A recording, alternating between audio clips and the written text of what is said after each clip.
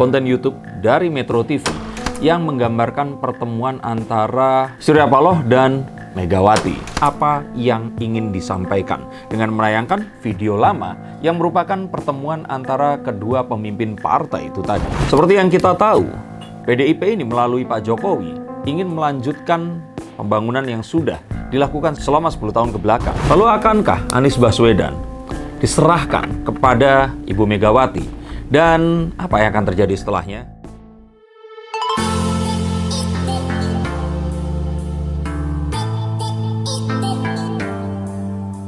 Halo Sensikers, kembali berjumpa bersama saya Denny Darko. Tidak ada yang namanya misteri, yang ada adalah tanda-tanda yang kita semua coba untuk mengerti. Konten ini dibuat jam 11 lebih 10 malam, tidak lama setelah saya melihat adanya sebuah unggahan konten YouTube dari Metro TV yang menggambarkan pertemuan antara Surya Paloh dan Megawati. Ini adalah tayangan yang terjadi 10 tahun yang silam. Atau berapa tahun ya tadi itu saya lihat. Yang pasti itu adalah tayangan lama yang ditayangkan ulang kembali. Dan tentu saja bukan merupakan sebuah kebetulan. Tapi seharusnya sebagai sebuah stasiun berita atau TV station, harusnya haram menayangkan sebuah tayangan lama tanpa sebuah konteks. Nah, kita di sini akan mencoba mencari konteks.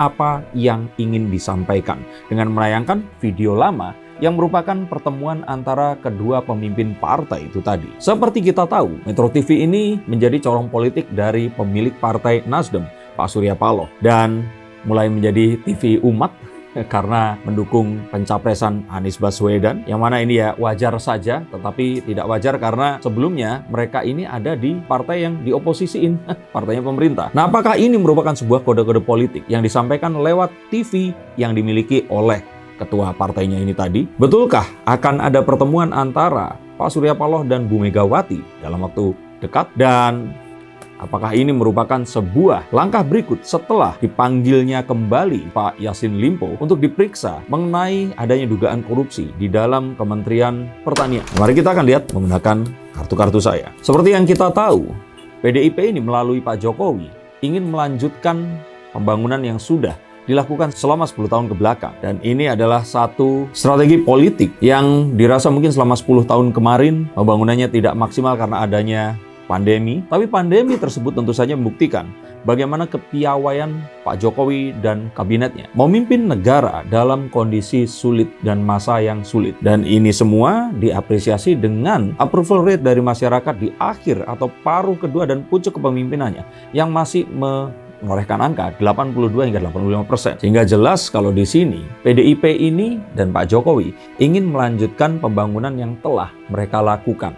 Yang artinya, ya, kalau seandainya ada orang lain dengan kekuatannya ingin mengubah atau merubah apa yang sudah dilakukan, maka tentu saja mereka akan berusaha keras untuk melawan yang melakukan perubahan ini tadi. Dan kalaupun terjadi cawe-cawe, jegal-menjegal, ini sesuatu yang saya pikir dalam politik itu wajar selama masih dilakukan dalam etika politik dan peraturan perundang-undangan yang berlaku di Indonesia. Kan nggak mungkin juga ingin meriset apa yang sudah dilakukan selama 10 tahun, terus mundur kembali dan dimulai dari nol lagi. Istilahnya Pak Presiden sama seperti pom bensin atau SPBU. Dengan meriset itu semua, maka kita akan kehilangan momentum bonus demografi yang akan terjadi di tahun 2030 nanti. Dan tentu saja akan semakin meniadakan kesempatan untuk menjadi sukses di Indonesia Emas di tahun 2045 mendatang. Dan Pak Surya Paloh ini sepertinya gegabah. Dia ini nggak lihat dari jauh dan merencanakan semua.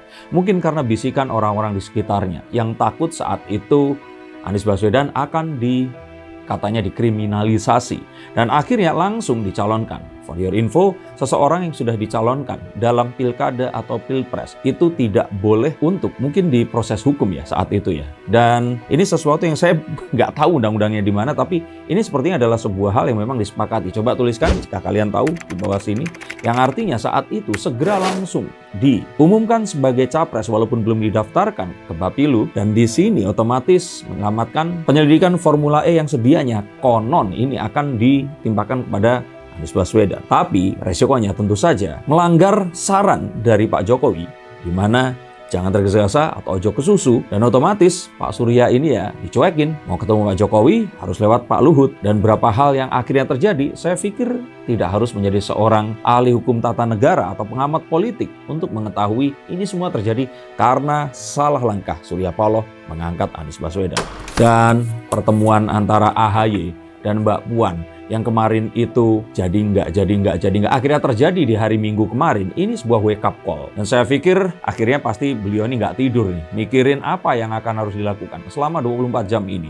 Dan akhirnya muncullah video yang mungkin ya sudah kita kode saja. Kalau kemarin mungkin sudah mencoba ketemu lewat Pak Luhut, kali ini lewat Metro TV. Pak Surya Paloh sepertinya ingin mengkodekan, ingin bertemu dengan Ibu Megawati Soekarno Putri dan ingin membicarakan apa yang harus dilakukannya. Atau mungkin beliau ingin mencoba meredemption atau meminta maaf dan menebus kesalahannya. Kita akan lihat dengan kartu-kartu saya. Hal ini tentu saja harus dilakukan karena ini terlihat bahwa Demokrat pun sudah menjadi realistis. Kalau dibilang politik sudah mulai mungkin mengarah kepada pragmatis. Piagam perjanjian tentang koalisi perubahan untuk persatuan yang mereka tanda tangani mungkin sudah menjadi apa yang disantap oleh Mbak Puan dan juga AHY sudah jadi bubur. Dan melihat serangan terhadap partainya yang bertubi-tubi dan juga polemik internal partai di mana banyak sekali kader-kader Partai Nasdem di daerah yang mulai meninggalkan partainya dan mungkin saja bisa berpindah ke partai lain, membuat sepertinya Pak Surya ini harus segera mengambil langkah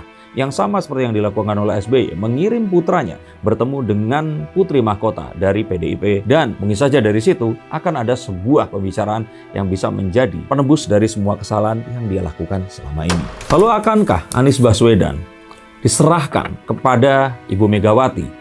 Dan apa yang akan terjadi setelahnya? Kita masih belum tahu. Tetapi hal tersebut sangat mungkin untuk dilakukan karena Pak Surya tentu saja sangat kebingungan dan hilang langkah. Walaupun beliau adalah seorang yang senior di dunia perpolitikan di Indonesia, apa yang terjadi di titik ini adalah titik nadir di mana persimpangan jalan dan juga pil pahit mungkin harus ditelan agar bisa keluar dari kondisi ini dan menyelamatkan Partai Nasdem agar tidak keluar dari kursi perwakilan yang otomatis pasti akan mendegradasi partainya sangat jauh dari kondisi yang saat ini. Jika partai PDIP dan Demokrat pernah menjadi oposisi, rupanya Pak Surya ini belum siap untuk menjadi oposisi selama 5 hingga 10 tahun mendatang. Paling tidak itu yang akan terlihat sebentar lagi. Dan ini sebenarnya tinggal menunggu kebesaran hati dari Pak Surya untuk datang, meminta maaf, langkahnya keliru, dan menyerahkan Anies Baswedan untuk mungkin saja dijadikan cawapres dari Ganjar Pranowo.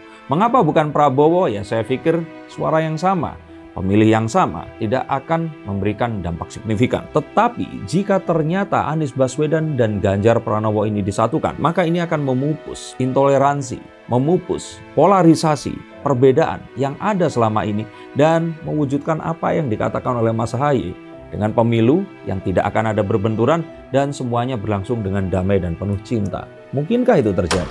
Dan apakah Anies Baswedan akan mau? Kalau saya pikir ini semua 50-50. Anies Baswedan yang saya pikir masih tetap menjadi seorang oportunis. Mengapa? Karena tidak seperti Ridwan Kamil, dia ini belum mau untuk masuk ke salah satu partai. Sehingga dia hanya ingin partai yang mengusungnya adalah partai yang bisa menerima visi dan misinya saja, tidak sebaliknya. Dan jika memang ternyata dia mau berbesar hati untuk menerima salah satu partai, Nasdem misalkan, dan terus kemudian dibawa masuk untuk berkoalisi dengan PDIP, maka sangat mungkin persatuan ini akan menyelesaikan semua hal yang selama ini kita bicarakan. Kegaduhan yang selama ini terjadi dan luka yang selama ini pernah tertoreh itu mungkin saja akan disembuhkan, sama seperti saat Prabowo dan Sandiaga Uno masuk ke kabinet Pak Jokowi kemarin. Lagi pula ini adalah satu-satunya peluang dari Anies Baswedan untuk menjadi presiden. Tidak sekarang, mungkin setelah kepemimpinan Pak Ganjar Pranowo nanti selesai.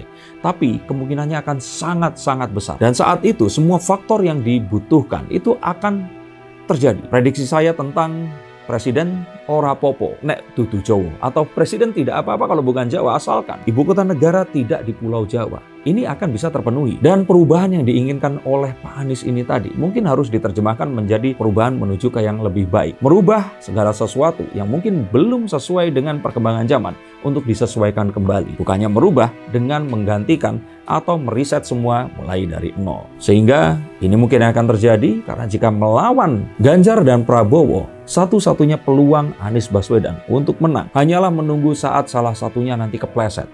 Sama seperti Basuki Cahayapurnama kemarin. Akankah dia rela menang sekali lagi hanya karena lawan kompetisinya ini terpleset dan jatuh di kompetisi. Saya kira ini salah satu yang terbaik dan ini strategi yang terbaik untuk menjadi presiden seperti yang diinginkan.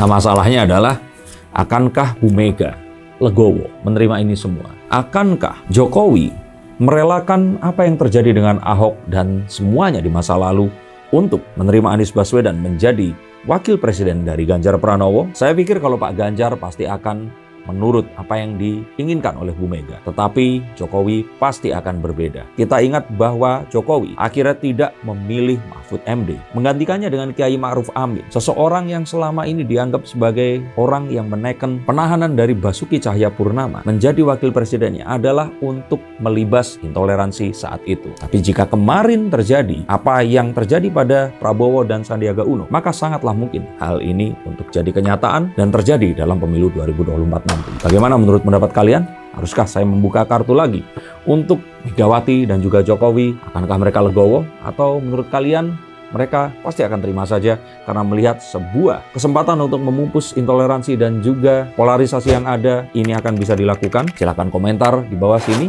Untuk kalian yang membacakan kartunya, silahkan hubungi nomor di bawah sini juga. Terima kasih atas atensinya dan sampai jumpa di konten yang berikutnya. Salam.